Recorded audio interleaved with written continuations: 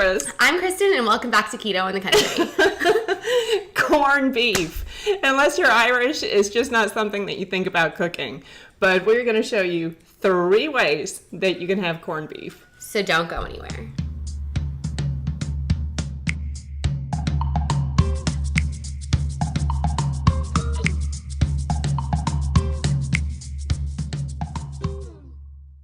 One good thing about corned beef when you're on the keto diet, it has a great ratio of fat to protein. It's literally half fat, half protein. And that is so important if you're counting your macros. If you're putting it into your little keto app, you will see how important it is.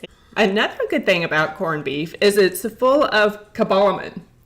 Haven't heard that one. She definitely caught me off guard there. So let's let Christy tell us. I don't know if I pronounced that right, but it's vitamin B12. Oh my gosh. So just like all beef, it has a lot of iron and vitamin B. Which is awesome because I'm so used to always taking B12 supplements. Yeah, and which is why I like the nutritional yeast, because it's full. That's so true.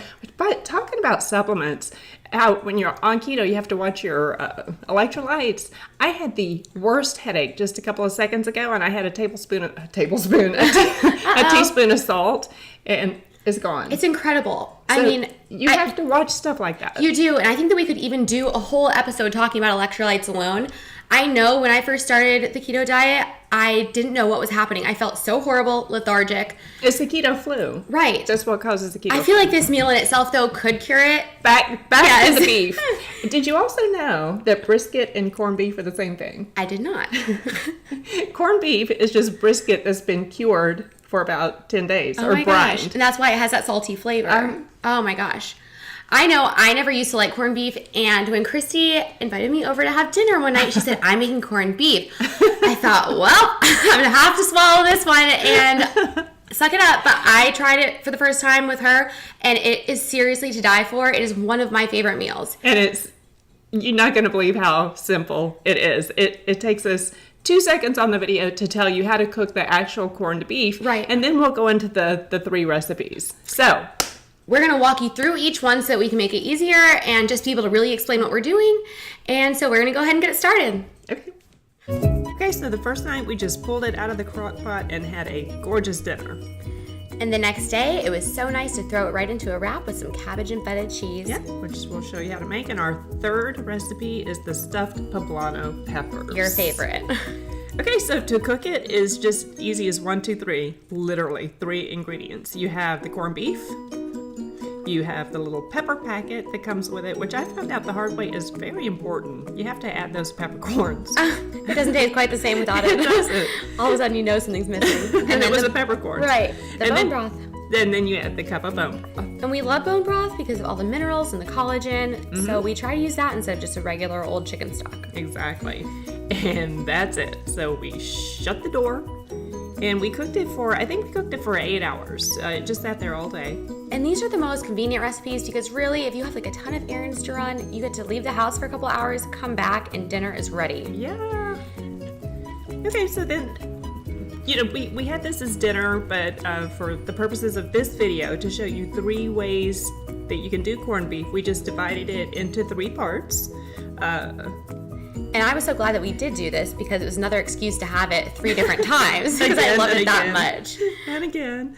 So we took the first part, and for dinner that night, we just sauteed some cauliflower with turmeric. No, we broiled them. Yes. Those were so good. And we stir-fried the cabbage. Right. And there's such beautiful colors on the plate. It's so nice to look at, and it's so delicious to dig into. It was just gorgeous. So there it is. That is our first recipe. And now on to lunch the next day. This corned beef with some slaw that we're going to show you how to make. It's just 1 head of red lettuce. It's a small little head, so. And you just want to go ahead and chop it up. And just throw it in the bowl. And next we're going to show you how we make the dressing. First we're going to obviously add the red onion. You want to use about a half of the red onion? Yeah, about half of a red onion. It turns out to be about a half a cup of onion. And for this mix that Christy puts together, it's the same mix that she uses like for broccoli slaw. Yeah, the dressing. Or broccoli salad. It's delicious. It's good for anything. That is about a 1/4 cup of any herb that we I can't even remember what I used here. I think I put cilantro in there. We love cilantro in almost anything. It could be parsley, whatever you like. Okay, so here's the dressing. It's a cup of mayonnaise, which is nice and fatty. Yeah, you definitely getting your fat from the dressing. And after that, it's a half a cup of, what did I use? White wine vinegar. It's not as tart, but it still adds a little tartness to the dressing. A little bite. Which you immediately counter with something sweet.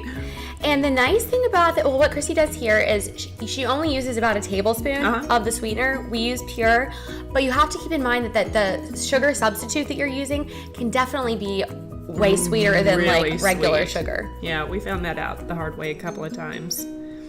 So I just went ahead and dressed the cabbage. And now with cabbage, you do want to be careful or mindful, I would say, because it does have carbs. Yeah. But I mean, they're not going to kill you. And as long as you're, maybe putting it in an app or something. Exactly. Just keep track up it. with, track it. Just track, because you're going to have carbs. Vegetables have carbs. And that's how, if you splurge on carbs, I want to do it with vegetables. Right. You just throw in the onion there. Yeah, you just combine all the things. I think I toasted some almonds, which I threw in next. I will put almonds in just everything. Yep, there they are. That's about a half a cup. And they give it such a nice crunch. I mean, it definitely adds something. Yeah, and that smoky flavor that it adds too. And then the parsley comes next. This made up so well. This was delicious. You sort of have to keep yourself from eating too much. Exactly. And you can add it just a spoonful of it, and even say, like we said, a wrap, or if you just want to throw it in something else. We put just a couple of tablespoons on the wrap, and it was perfect. And of course, there's our salt. And it is the pink Himalayan sea salt. So we just covered it, popped it in the fridge for this leftovers. Jordan's lunch. Yeah. It's so nice because it keeps well and it's just delicious. Okay, so that was the first recipe. The second is there's really no recipe. We made a wrap out of the leftover corned beef. We topped it with the slaw, some feta cheese, whatever you have on hand. And for Christy's favorite. The third one is the stuffed poblano peppers. This was a complete surprise even to myself. You guys, this was amazing. It was so easy. All it really is 4 ounces of cream cheese, a cup of cheddar, or whatever cheese you really have on hand. Yeah, I just like cheddar. Me too. And the secret is the horseradish sauce. I just put a tablespoon here. Yeah. But honestly, I could have added another tablespoon and it would have been delicious. Right. And there's the salt. You don't need to do anything to the meat except chop it up because it's already so perfect. Yeah, that's it. And I got lazy. All you have to do is stir it in the cheese, but I had to blend it. But it actually makes it really nice that she did this because it incorporates it all very well. Yeah. And then with the poblanos, don't worry about touching your face afterwards. They're not spicy like jalapenos. Yeah.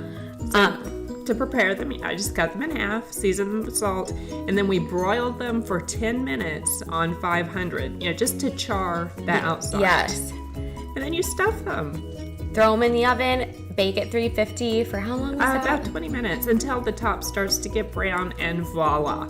There you have the garnish. Yes. Yeah. Garnish with some herbs. It is beautiful and delicious. Yeah, we did so we had the wrap and the poblano peppers and of course dinner that night. So there's your 3 great recipes for corned beef. So after trying all 3 of these recipes, I don't know that I'd be able to pick a favorite. Oh, I can. The peppers. The stuffed peppers. I mean, truly though, all 3 of these are incredible recipes, and we hope that you will try them out. Let us know how you like them.